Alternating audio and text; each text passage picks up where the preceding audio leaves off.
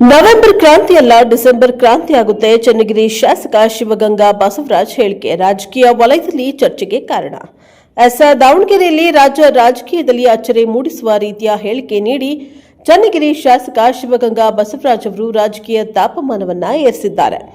ಎಲ್ಲರೂ ನವೆಂಬರ್ ಕ್ರಾಂತಿ ಅಂತ ಹೇಳ್ತಾರೆ, ಆದರೆ ನಾನು ಹೇಳೋದು ಡಿಸೆಂಬರ್ ಕ್ರಾಂತಿ ಆಗತ್ತೆ, ಅದು ಖಂಡಿತ ಆಗತ್ತೆ ಎಂದು ಶಾಸಕರು ಭವಿಷ್ಯವಾಣಿಯನ್ನ ನುಡಿದಿದ್ದಾರೆ. ಸಿಎಂ ಬದಲಾವಣೆ ಕುರಿತು ಸ್ಪಷ್ಟನೆ ನೀಡಿದ ಡಿಕೆ ಶಿವಕುಮಾರ್ ಆಪ್ತನಾದ ಬಸವರಾಜ್ ಅವರು ಸಿಎಂ ಬದಲಾವಣೆಯ ಕುರಿತು ಸ್ಪಷ್ಟವಾಗಿ ಹೇಳಿ, ರಾಜ್ಯದಲ್ಲಿ ಮೈಸೂರು ರಾಜಮನೆತನದ ಆಳ್ವಿಕೆಯಲ್ಲಿ ಇಲ್ಲ, ಕಾಂಗ್ರೆಸ್ ಪಕ್ಷದ ಆಡಳಿತ ಇದೆ. ರಾಜಮನೆತನದಲ್ಲಿ ಕುಟುಂಬದ ಸದಸ್ಯರು ಆಡಳಿತ ಮಾಡ್ತಾ ಇದ್ದಾರೆ. ಆದರೆ ರಾಜ್ಯದ ಸಿಎಂ ಬದಲಾವಣೆ ವಿಚಾರ ಹೈಕಮಾಂಡ್ ತೀರ್ಮಾನ ಮಾಡುತ್ತದೆ. ಮುಂದಿನ ನಾಯಕ ಯಾರು ಎಂಬುದನ್ನು ಹೈಕಮಾಂಡ್ ನಿರ್ಧರಿಸುತ್ತದೆ. ಯತೀಂದ್ರ ಈ ರೀತಿಯ ಹೇಳಿಕೆಗಳಿಂದ ಪಕ್ಷಕ್ಕೆ ಮುಜುಗರ ಉಂಟು ಮಾಡಬಾರದು ಎಂದಿದ್ದಾರೆ. ಯತೀಂದ್ರ ಹೇಳಿಕೆಗಳಿಂದ ಪಕ್ಷಕ್ಕೆ ಡ್ಯಾಮೇಜ್. ಬಸವರಾಜ್ ಟಾಕ್. ಈ ರೀತಿಯ ಹೇಳಿಕೆಗಳು ಪಕ್ಷಕ್ಕೆ ಹಾನಿ ತರುತ್ತವೆ. 2028ರಲ್ಲೂ ಕಾಂಗ್ರೆಸ್ ಸರ್ಕಾರ ಮುಂದುವರಿಯಬೇಕು ಅಂದ್ರೆ ಎಲ್ಲರೂ ಶಿಸ್ತಿನಲ್ಲಿ ನಡೆದುಕೊಳ್ಳಬೇಕು. ಹೈಕಮಾಂಡ್ ಇಂಥವರ ಕುರಿತು ಕ್ರಮ ಕೈಗೊಳ್ಳಬೇಕು ಎಂದು ಶಾಸಕರು ಕಿಡಿಕಾರಿದ್ದಾರೆ. ನಾನು ಹೇಳಿದ್ರೆ ನೋಟಿಸ್ ಕೊಡ್ತಾರೆ, ಅವರಿಗೆ ಏನು ವಿಶೇಷ? ಮುಖ್ಯಮಂತ್ರಿಗಳ ಮಕ್ಕಳು ಹೇಳಿದ್ರೆ ಸುಮ್ಮನೆ ಇರೋದು ಸರಿಯಲ್ಲ. ಹೈಕಮಾಂಡ್ ಈ ವಿಷಯದಲ್ಲಿ ಸ್ಪಷ್ಟ ಕ್ರಮ ಕೈಗೊಳ್ಳಲಿ ಎಂದು ಬಸವರಾಜ್ ನುಡಿದಿದ್ದಾರೆ. ಜಾರಕಿಹೊಳಿ ಸಾಹೇಬ್ರು ಹೇಳಿದ್ದಾರೆ, 2032ರಲ್ಲಿ ಸಿಎಂ ಸ್ಥಾನಕ್ಕೆ ಸ್ಪರ್ಧಿಸುತ್ತೇನೆ ಅಂತ. ಆ ವೇಳೆಗೆ ನಾವು ಅವರಿಗೆ ಬೆಂಬಲ ನೀಡುತ್ತೇವೆ ಎಂದು ಹೇಳಿದ್ದಾರೆ. ಶಿವಗಂಗಾ ಬಸವರಾಜ್ ಅವರ ಈ ಡಿಸೆಂಬರ್ ಕ್ರಾಂತಿ ಹೇಳಿಕೆ ಕಾಂಗ್ರೆಸ್ ಒಳ ರಾಜಕೀಯದಲ್ಲಿ ಹೊಸ ಕುತೂಹಲವನ್ನೇ ಮೂಡಿಸಿದೆ. ಆದರೆ ನಾನು ಈ ಹಿಂದೆ ರಕ್ತದಲ್ಲಿ ಬರೆದುಕೊಂಡು ಕೊಟ್ಟಿದ್ದೇನೆ, ಅದೇ ರೀತಿ ಮುಂದೆ ನಡೆಯುತ್ತದೆ ಎಂದರು. ರಾಜ್ಯ ರಾಜಕೀಯದ ಮುಂದಿನ ಬೆಳವಣಿಗೆಗೆ ಹೊಸ ಆಯಾಮವನ್ನ ನೀಡಿದೆ. ಬ್ಯೂರೋ ರಿಪೋರ್ಟ್ ದೇವರಾಜ್ ಕೆನೆಲ್ಲಿ ಹಂಕ್ಲು, ಪ್ರಜಾಪ್ರಭ ಟಿವಿ, ದಾವಣಗೆರೆ.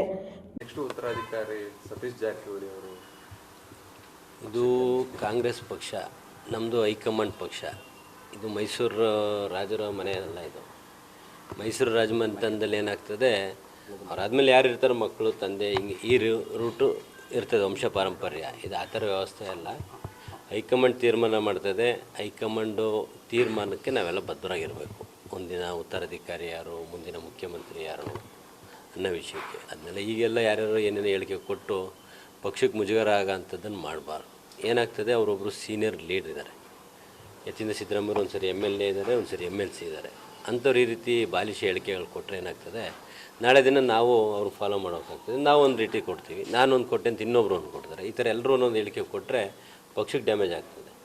ಪಕ್ಷಕ್ಕೆ ಡ್ಯಾಮೇಜ್ ಆಗೋದು ಒಳ್ಳೆಯದಲ್ಲ. ಯಾಕೆಂದರೆ ತಮಗೆಲ್ಲ ಗೊತ್ತಿದೆ. ಈಗಾಗಲೇ ನಮ್ಮ DK ಶಿವಕುಮಾರ್ ಸಾಹೇಬರು ಹೇಳ್ತಾಯಿದ್ದಾರೆ, 2028ಕ್ಕೂ ಕಾಂಗ್ರೆಸ್ ಅಧಿಕಾರಕ್ಕೆ ಬರುತ್ತೆ. ನಾವು ಆ ನಿಟ್ಟಿನ ಕಡೆ ಗಮನ ಕೊಡಬೇಕು. 2ನೇ ಬಾರಿ ನಾವು ಗೆಲ್ಲಬೇಕು, ಸರ್ಕಾರ ಬರಬೇಕು 28ಕ್ಕೆ, ಮತ್ತೆ ನಾವು ಕಾಂಗ್ರೆಸ್ ಮುಖ್ಯಮಂತ್ರಿ ಕಾಣಬೇಕು ಅನ್ನೋದ್ರ ಕಡೆ ನೋಡೋಕೆ ಬಿಟ್ಟರೆ ಸುಮ್ಮನೆ ಬಾಲಿಶ ಹೇಳಿಕೆಗಳು ಕೊಟ್ಟು ಗೊಂದಲ ಸೃಷ್ಟಿ ಮಾಡೋದು ಒಳ್ಳೆಯದಲ್ಲ. ಆಮೇಲೆ ಹೈಕಮಾಂಡು ಸಹ ಗಮನ ಕೊಡಬೇಕಾಗ್ತದೆ. ಯಾಕೆಂದರೆ ಒಂದು ಓಟು ಎಷ್ಟು ಇಂಪಾರ್ಟೆಂಟ್ ಅಂತೀವಿ. ನಮ್ಗೆ 2.5 ಲಕ್ಷ ವೋಟರ್ಸಲ್ಲಿ ಒಬ್ಬ MLA ಓಟು ಅಷ್ಟೇ ಅವಶ್ಯಕತೆ ಇರ್ತದೆ ಸರ್ಕಾರದಲ್ಲಿ. ಸುಮ್ಮನೆ ಇವ್ರು ಯಾರೋ ಒಂದು ಹೇಳಿಕೆ ಕೊಟ್ಟರು ಅಂತಲೇ ಸುಮ್ಮನಿರೋದು, ಮುಖ್ಯಮಂತ್ರಿ ಮಕ್ಕಳು ಅಥವಾ ಇನ್ನೊಬ್ಬರು ಅಂತೇಳಿ ನಾನೇ ಹೇಳಿಕೆ ಕೊಟ್ಟರೆ ನೋಟಿಸ್ ಕೊಡೋದು, ಇದ್ಯಾ ಧರ್ಮ?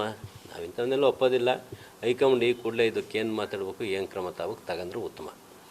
CM ಮಗನೇ ಈ ಥರ ಒಂದು ಹೇಳಿಕೆ ಕೊಟ್ಟಿರ್ತಕ್ಕಂಥ ಎಲ್ಲೋ ಸಿಂಟಮ್ಸ್ ಇರಬಹುದು. ಹಾಗಾದರೆ ಇಲ್ಲ, ತುಂಬ ಸರಿ ಅವ್ರು ಮಾತಾಡ್ತಾ ಇದ್ದಾರೆ. ನಾವು ಸೀನಿಯರ್ ಲೀಡ್ರು ಅಂತೇಳಿ ನಾವು ಏನು ಮಾತಾಡೋಕ್ಕೆ ಹೋಗಿಲ್ಲ. ಆದರೆ ಈ ಥರ ಹೇಳಿಕೆ ಕೊಡಬಾರ್ದು. ಪಕ್ಷಕ್ಕೆ ಯಾವತ್ತೂ ಮುಜುಗರ ಆಗಬಾರ್ದು. ಪಕ್ಷ ಇದ್ದರೆ ನಾನು, ಇನ್ನೊಬ್ಬರು. ಪಕ್ಷನೇ ಇಲ್ಲ ಅಂದರೆ ಯಾರು ಉತ್ತರಾಧಿಕಾರಿನೂ ಇರಲ್ಲ, ದಕ್ಷಿಣಾಧಿಕಾರಿನೂ ಇರಲ್ಲ. ಯಾಕಂದರೆ ಯತೀಂದ್ರ ಅವರು ಹೇಳಿಕೆ ಕೊಟ್ಟಿರ್ತಕ್ಕಂಥದ್ದು 6 ವರ್ಷಕ್ಕವರು ಹೇಳಿಕೆ ಅಂದರೆ ರಾಜಣ್ಣವ್ರು ಈ ಥರ ಹೇಳಿಕೆ ಕೊಟ್ಟಿದ್ರೆ ಕಿತ್ತು ಹಾಕ್ತಿದ್ರು. ಬಟ್ ಯತೀಂದ್ರ ಅವ್ರಿಗೆ ಏನು ಕ್ರಮ ತೆಗೆದುಕೊಳ್ತೀರಾ? ಅಲ್ಲ, ನಾನು ಅದನ್ನ ಹೇಳಿದ್ದು, ನನಗೆ ನೋಟಿಸ್ ಕೊಟ್ಟಿದ್ದಾರೆ. ನಾನೇನು ಮುಂದಿನ ಮುಖ್ಯಮಂತ್ರಿ ವಿಷಯ ಮಾತಾಡಿದ್ದಿಲ್ಲ, ಮುಖ್ಯಮಂತ್ರಿ ವಿಷಯ ಅಷ್ಟೇ ಮಾತಾಡಿದ್ದೀನಿ. ನನಗೆ ನೋಟಿಸ್ ಕೊಟ್ಟಿದ್ದಾರೆ, ಭಾಳ ಜನಕ್ಕೆ ಕೊಟ್ಟಿದ್ದಾರೆ. ಆದರೆ ಇವ್ರು ಕೇಳಿದಂಥ ಸಂದರ್ಭದಲ್ಲಿ ನೋಟಿಸ್ಗಳು ಕೊಡೋದನ್ನು ಹೈಕಮಾಂಡ್ ನೋಡ್ಬೇಕಾಗ್ತದೆ. ಇದು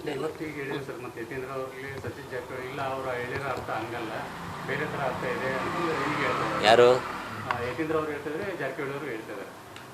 ಎರಡೂ ನೀವೇ ನಿಮ್ಮ ಟಿವಿಲೇ ಇದೆಯಲ್ಲ, ಅವ್ರು ಹೇಳಿಕೆ ಕೊಟ್ಟಿರೋದು ನಿಮ್ಮ ಟಿವಿಲಿ ಇದೆ.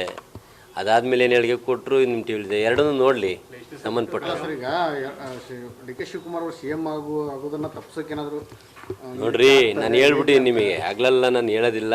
ಡಿಸೆಂಬರ್ ನಂತರ ಏನಾಗಬೇಕು, ಏನಾಗುತ್ತೆ ಅನ್ನೋದನ್ನು ಹೇಳಿದ್ದೀನಿ. ಎಲ್ಲ ನವಂಬರ್ ಕ್ರಾಂತಿ ಅಂತಾರೆ, ನಾನು ಡಿಸೆಂಬರಿಗೆ ಹೇಳಿದ್ದೀನಿ. ಹಾಗೆ ಆಗ್ತದೆ. ನೀವೇನದ್ರ ಬಗ್ಗೆ ಎರಡೇ ಮಾತಾಡೋದು ಬೇಡ.